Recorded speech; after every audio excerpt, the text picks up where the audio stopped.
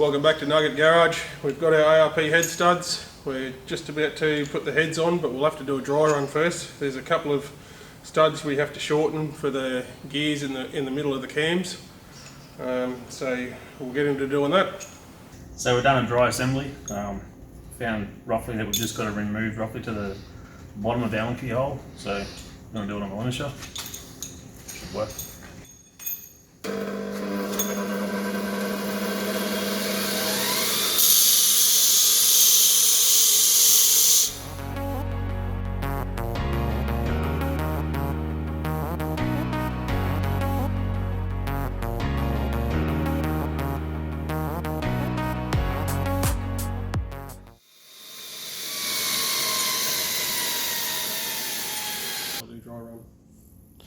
So I've just done a dry run just to make sure that these two shorter studs are short enough to clear the cams. You can see how much we had to cut off one of them, the other one not so much. So we're just checking clearance between the cam studs. So that's probably 3 mil on that one.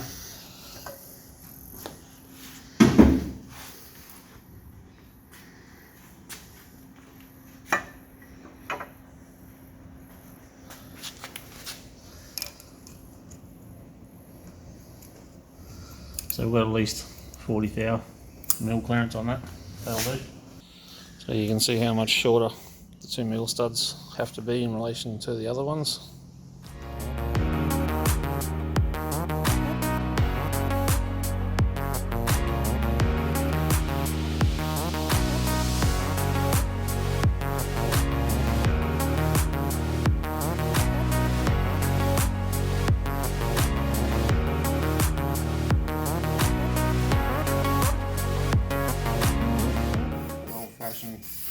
Copper spraying.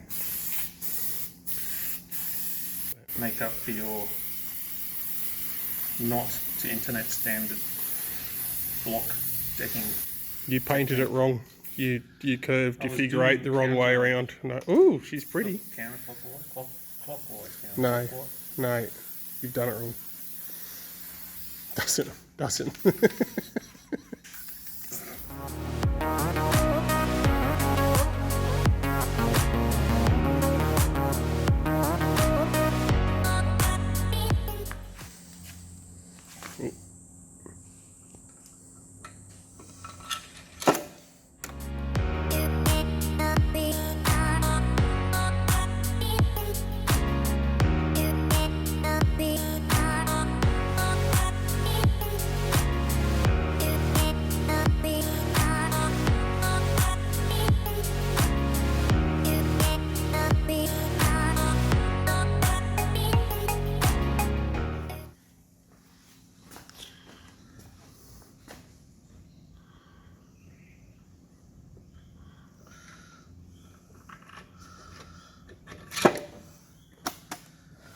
Beautiful.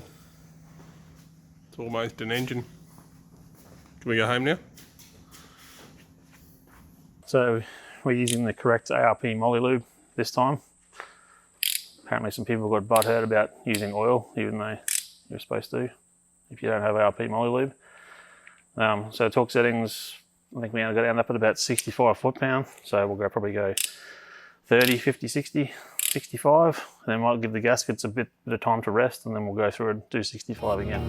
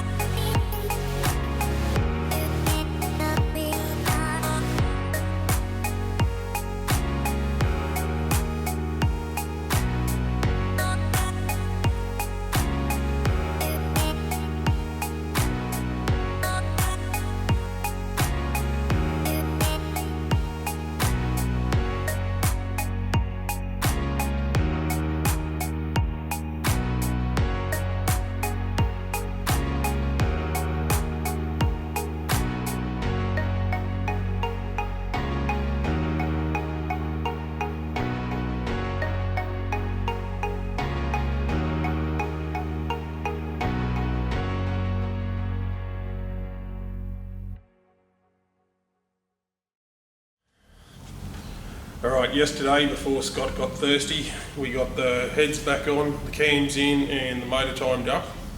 Today we'll get the new seals into these covers here and put them back on, and a few more other bits and pieces on the engine and get it ready to go back into the truck.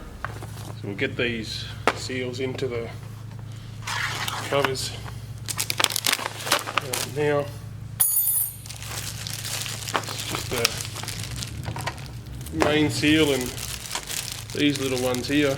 These ones are the reason that your spark plug holes fill up with oil if you've got a motor like this or similar. So it's pretty good to get these done while you've got them out.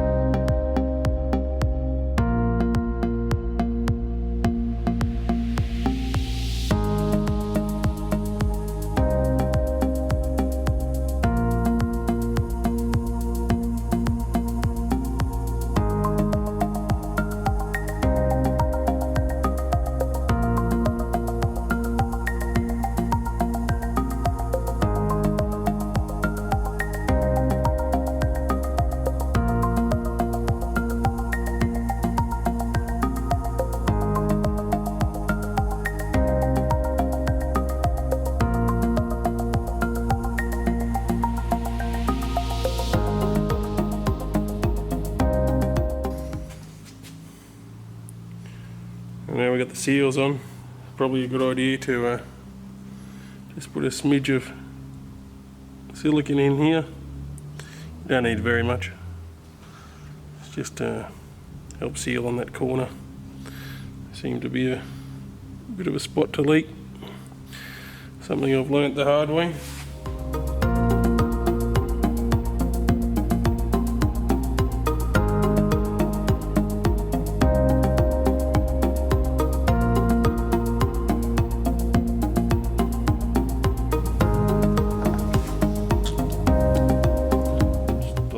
Getting these old washers off. They get a bit stuck after a few years and might be a bit difficult sometimes to get off.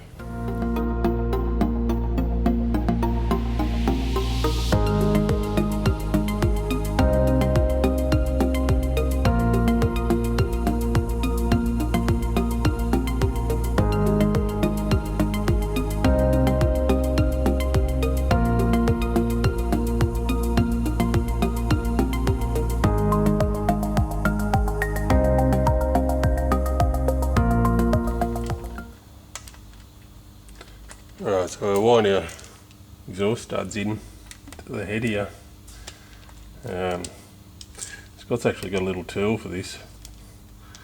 It's called a stud extractor socket. You can buy these things in a kit. There's probably no reason you can't use them to wind them in. Really good for hard bolts to get out of the head. They're just a socket. It's got a little three-way deal in there. Pushes on and in like that.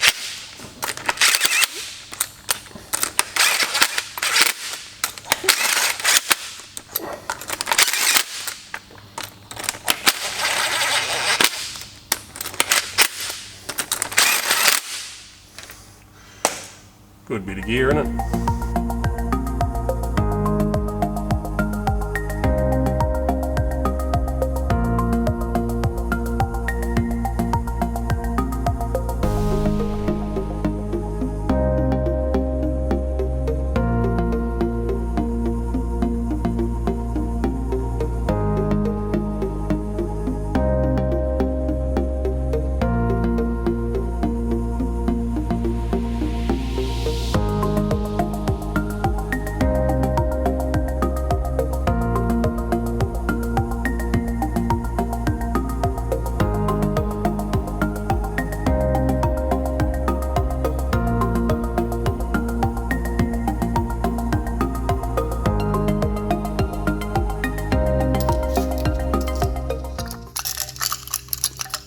Made them special.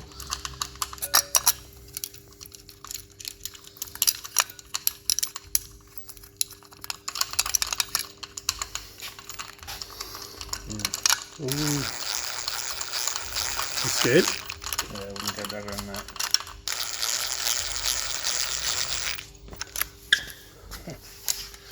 Oh, scared? 8mm head. It's like an M5 or M6. No faith. Did it break? M5. Did it break? No. No.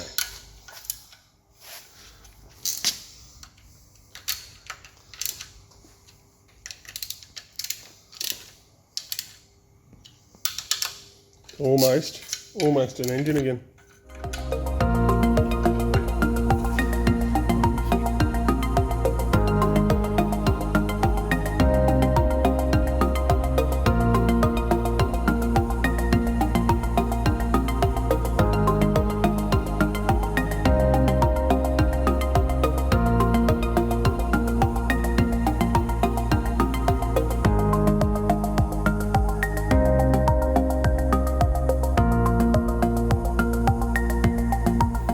Okay, that's pretty much all we're going to get time for this week. A few work commitments have taken up more time than what I was hoping. Chris has been soldiering on, getting a lot of little stuff done. Shouldn't have any problem getting the motor and box in next week. Maybe you can get it running. While I'm here, got to make a shout out to Brad of Venom Automotive. He's hooked us up with this billet thermostat housing. Really nice bit of kit. Thanks, Brad. Anyway, thanks for watching, and I'll see you next week.